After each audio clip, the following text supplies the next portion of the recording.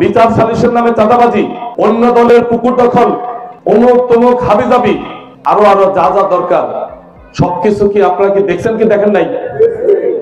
ক্ষমতা না আসতেই যদি এটা হয়, এবার ক্ষমতা আসার পরে কি হবে এবার নিজের বিবেচনা দিয়ে চিন্তা করবেন। অতএব নির্বাচিত হতে পারলে এই করব, ভোটে জিততে পারলে এই হবে, আর ভোট না দিলে যা করবো সেটা হলো বিজয় যদি আল্লাহ আমাদের দেয়, তাহলে বিজয়ী চেয়ারে বসে এই গুরদাসপুর গ্রামের মাটিতে কাউকে রক্তচক্ষু দিয়ে সন্ত্রাস করতে দিব না ইনশাআল্লাহ।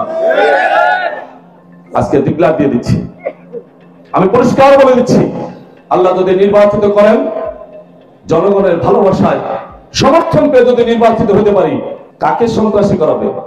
আমার জনগণকে, আমার নাগরিকদেরকে, আমার ভোটারদেরকে, কোন দলের, কোন মতের, কোন ধর্মের সমস্ত মানুষকে আশ্রয় দেওয়াতে হচ্ছে আমার ক্ষমতাসীন চেয়ারে বসে দায়িত্ব। সেই দায়িত্ব থেকে আশ্রয় দিতে না পারলে এটা ব্যর্থতা হবে আমার। অতএব ব্যর্থতা নিয়ে চেয়ারে বসে বিগত সময় দায়িত্ব পালন করি নাই, আগামী দিনেও করবো না ইনশাআল্লাহ।